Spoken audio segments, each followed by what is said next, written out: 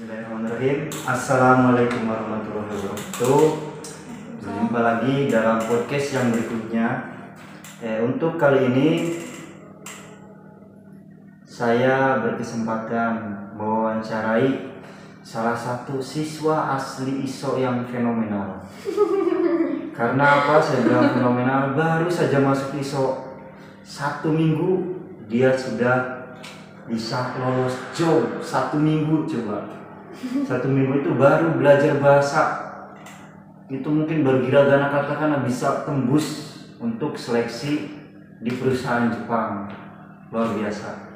Ini saya kedatangan narasumber siswa asli ISO Jepang angkatan pertama yang sangat fenomenal.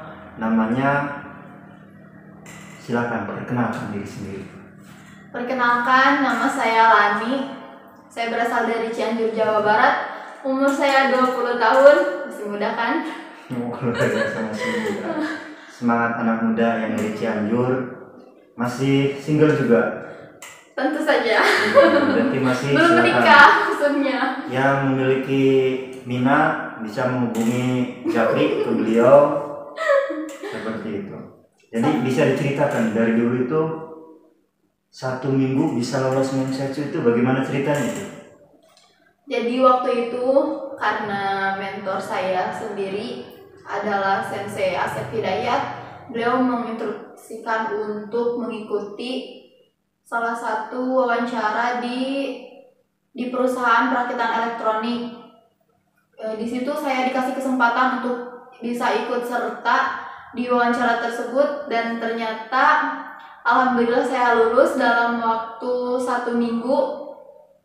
Sudah dinyatakan lulus. Di situ 1 minggu itu kita latihan untuk bisa mengikuti proses wawancaranya dengan baik agar acaranya berjalan dengan lancar. Jadi tipnya apa Mbak? 1 minggu Mbak atau teteh? Teteh ya langsung tipnya apa tuh?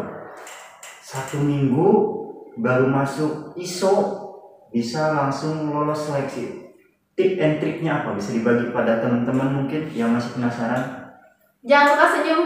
Jangan lupa senyum. Terus jangan lupa mandi gitu. Terus jangan lupa senyum karena menurut saya terlalu berlebihan juga nggak baik. Maksudnya pasang wajah yang enak dilihat. Maksudnya nggak cemberut lah, atau misalkan senyum juga nggak yang cengengesan, tapi yang biar menunjukkan bahwa kita tuh ramah, bisa mudah bergaul dengan orang, bisa mudah berkomunikasi dengan orang tuh agar menjalin komunikasi yang baik. Jadi bisa beradaptasi di lingkungan baru tuh dengan cepat. Senyum jangan lupa, jangan cemberut. Kemudian fisik juga perlu karena kita di sana mau kerja bukan rebahan, bukan tiduran, bukan males-malesan. Jadi fisik juga harus bagus. Mental juga karena kita mau ke luar negeri, bukan ke tetangga, ke rumah sebelah. Luar negeri, hidup sendiri, belajar mandiri, harus mandiri. Luar biasa ya, masih muda. Usianya berapa? 20 tahun. 20 tahun.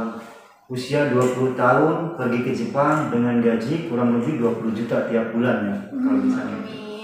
Nah, kalau di negara kita kira-kira lulusan sarjana aja berapa sih gajinya gitu toh? Itu bisa jadi batu loncatan ke depannya. Saya salut masih muda, kemudian tidak ngurusin ya bab yang tidak perlu, kemudian punya inisiatif ingin ke Jepang dengan percepatan harusnya di sini 10 juta itu berapa tahun, kalau di sana 1 tahun udah bisa kurang lebih 15 sampai 20 juta seperti itu. Luar biasa. Nah, untuk bisa lolos dalam waktu 1 minggu itu susah atau mudah? Susahnya apa, mudahnya apa gitu? Susahnya karena waktu itu saya belum belajar bahasa Jepang sejauh itu. Jadi hafalan kita harus memperkenalkan diri kita dalam bahasa Jepang. Kemudian terus harus tahu apa yang kita ucapkan tuh harus tahu artinya. Dan itu tuh menurut saya nggak gampang karena semuanya tuh terbilang baru. Kosakatanya baru, logat Hatsuongnya itu yang baru, bukan Hatsuong Sunda. Bahasa Hatsuong Jepang. Iya. Bahasa baru seperti itu. Makanya luar biasa sekali 1 minggu bisa lolos job gitu. Jarang-jarang kalau masuk ke RPK lain ataupun lembaga lain belum tentu juga ada kesempatan seperti ini. Nah ini dia keuntungannya bisa masuk ke ISO itu, kita diberi kesempatan untuk bisa mengikuti wawancara secepatnya.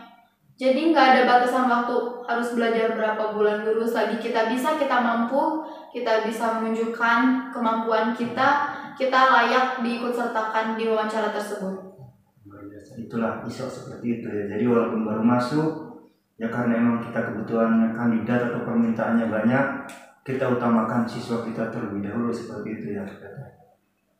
Alami. Ya. Seperti itu keunggulannya. Kalau susahnya itu berarti bahasanya yang baru. Nah, kalau boleh tahu pertama kali ikut Mensetsu itu rasanya seperti apa? Yakin lolos atau tidak yakin lolos atau seperti apa kira-kira? Sama sekali nggak nyangka banget setelah dikasih pengumuman bahwa saya adalah salah satu orang yang terpilih dari sekian banyaknya peserta yang ada, dan saya salah satunya. Kaget, bener-bener kaget. Saya salah satunya dan ternyata saya bisa. Bener, nggak ada yang nggak mungkin itu.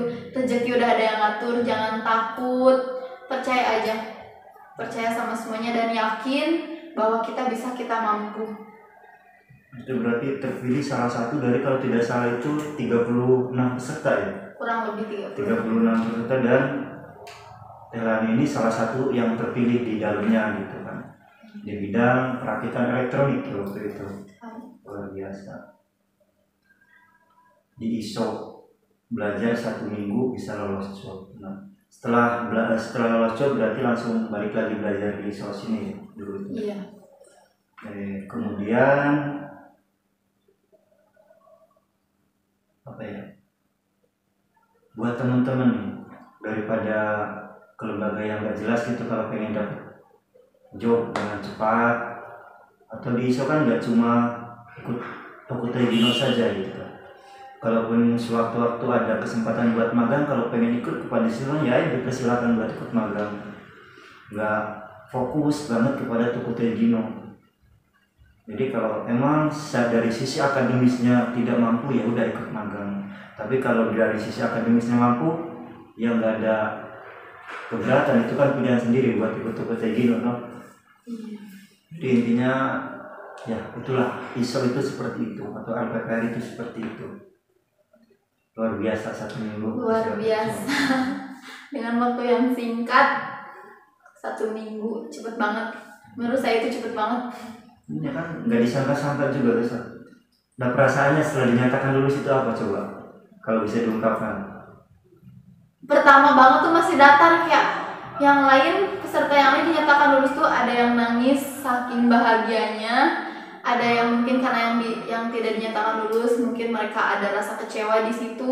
Sedangkan saya yang dinyatakan lulus karena saya tuh benar-benar orang asing di situ, belum belajar, belum teman juga belum terlalu banyak, hanya beberapa orang yang saya kenal. Kemudian saya dinyatakan lulus, ekspresi saya cuma, saya lulus, ya lulus, alhamdulillah, ya udah alhamdulillah.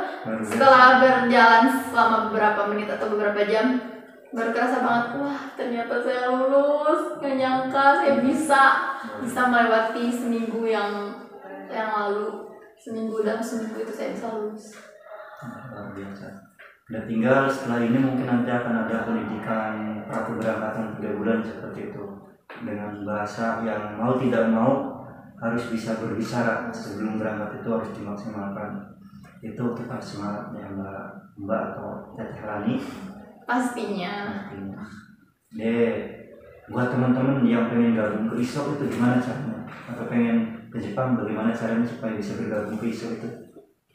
Untuk teman-teman yang ingin bergabung bersama kami di ISO dan yang ingin bertemu saya di ISO, enggak deh, kalian bisa menghubungi admin yang terkait, entah itu kita di sini punya Instagram, YouTube, dan juga sosial media lainnya. Kalian bisa hubungi hubungi media sosial tersebut untuk bisa mendaftarkan diri kalian ke ISO ini dan bergabung bersama kami di sini.